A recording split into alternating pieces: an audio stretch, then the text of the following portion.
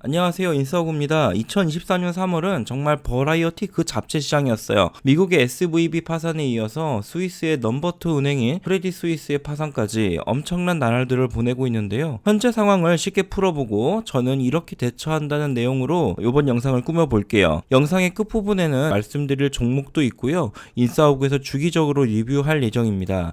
끝까지 봐주시고 구독, 좋아요도 부탁드리겠습니다. 먼저 지금 상황을 간단히 정리해보면 SVB는 실리콘밸리 은행이고 샌프란시스코의 지역은행이에요. 주로 영업하는 대상들은 스타트업이나 VC 관련, 벤처 캐피탈 관련 회사들을 대상으로 영업을 하고 있고요. 미국 내 2,000개 이상의 은행이 있는데 이 중에 16위 정도를 차지하고 있는 은행이라고 합니다. 실리콘밸리 어쩌고저쩌고 하니까 멋있어 보이는데 우리나라로 치면 부산은행, 전북은행 같은 실리콘밸리에 있는 지역은행이에요. 실리콘밸리 은행의 파산의 가장 큰 원인은 미국 국채에 투자했다는 거예요. 최근 1년 동안 미국 중앙은행 기준금리가 미친듯이 상승을 했고요. 기준금리가 올라가다 보니까 채권금리도 덩달아 상승을 했습니다. 채권금리가 올라가게 되니까 채권 가격은 반대로 떨어지게 되죠.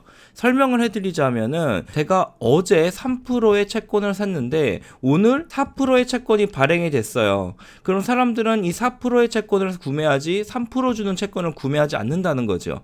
그래서 당연히 3%의 채권은 가격이 떨어지고 4%의 채권은 유지가 되겠죠. 그런데 그 다음날 5%의 채권이 나오면 4% 채권은 떨어지고 3% 채권은 더 떨어지게 되는 거예요. 미국 기준금리가 올라가다 보니까 채권 가격은 계속 떨어지게 된 거죠. 그리고 실리콘밸리 내 기업들이 고금리 상황에서 자금 사정이 빡빡해지니까 예금을 인출하려고 뛰어가기 시작했어요. 즉 뱅크런이 발생하게 된 거죠. 3월 9일날 사태가 벌어졌는데 3월 9일날 무려 9.6억 달러의 현금이 모질라는 상황으로 이어졌습니다. 그렇게 되다 보니까 결국에는 재무부 장관인 앨런이 이런 말을 하게 되었어요. 미국 연준과 재무부가 나서서 예금을 전액 보증해 줄 테니까 걱정하지 말라. 그리고 위기를 진정시켰죠. SV의 주요 고객인 회사들이 순차적으로 넘어가는 도미노 현상이 일어날 수도 있기 때문이에요. 그래서 앨런은 적극적으로 대응한 것으로 보입니다. 그리고 나서 터진 것이 스위스의 크레딧 스위스 위기예요. 이놈은 유럽의 스위스에 있는 글로벌 은행이고요. 실리콘밸리 은행이 지역은행이라고 치자면 CS는 글로벌 은행입니다. 전 세계를 상대로 영업을 하다 보니 규모도 큰데요. 2008년도 리먼의 관리자산이 6천억 달러였는데 CS의 관리자산은 1조 6천억 달러의 규모라고 합니다. 그렇다 보니까 이 금융기관이 터지게 되면은 꽤 큰 파장이 일어날 수 있게 되는 거죠. 다행히도 스위스 1등은행 UBS가 CS를 인수하겠다는 내용이 발표가 됐습니다. 얼마나 긴급했는지 스위스 정부에서도 직접 개입해서 유동성 공급을 약속했어요. 급한 상황인지라 CS는 시총 대비 절반으로 넘어가게 되었는데 최초에는 UBS에서 10억 달러를 주정했었어요. 하지만 터무니없는 금액이어서 거절당했고 그 이후에 32억 달러로 협의가 이루어졌고 진행이 됐습니다. 두 은행의 근본적인 원인은 빠른 금리 인상으로 은행의 순이자 마진, 그러니까 돈놀이 수익이 감소했다는 것이에요. 은행의 마진은 장단기 스프레드와 유사한 특징이 있어요. 장단기 스프레드는 10년 국채와 2년 국채의 차이를 이야기하는데 현재 이 장단기 스프레드가 마이너스 수준이에요. 이렇다 보니까 은행의 수익이 악화되고 있었고 게다가 국채 10년의 수익률이 2년채 수익률보다 안 좋은 역정 상태가 장기화되고 있어요. 예금을 받아서 장기로 대출을 해주는 구조에서 은행은 마진을 남기기 어려워지고 있는 거죠. 두 곳의 은행에서 모두 금융위기를 촉발할 만큼 위기감을 조성했어요. 그에 따라서 안전자산의 가치가 상당히 올라갔는데 대표적으로 금과 미국 국채 가격이 굉장히 올라갔습니다. 금 같은 경우는 1950까지 상승을 하면서 전고점 수준까지 올라왔고요. 10년물 국채 같은 경우도 국채 금리가 4.0을 넘어섰다가 급격하게 3.3 언더까지도 내려가는 모습을 볼 수 있었어요. 또 다른 안전자산으로 평가받던 엔화도 역시 눌러있던 가치를 극복하고 있었고요. 제도권 은행의 불안을 틈타서 상승하게 된 비트코인도 역시 상당한 상승을 보여주고 있었습니다. 그러면 여러분은 이런 식의 적극 투자를 해야 될까요? 저는 아니라고 봅니다. 현재 미국과 스위스에서 유동성을 공급해서 은행을 살리고 있어요.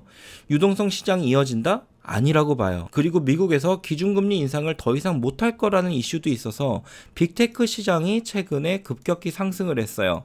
S&P 500하고 기타 지수들은 다 바닥을 기고 있는데 빅테크 기업만 크게 상승을 하고 있었어요.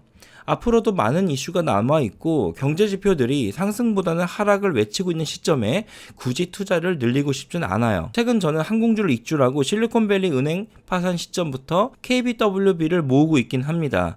KBWB는 미국에 상장된 ETF예요. 은행 ETF 중에서 규모나 운영사 측면에서 저렴한 수수료 0.35까지 챙기고 있기 때문에 대장급 ETF라고 할 수 있을 것 같아요.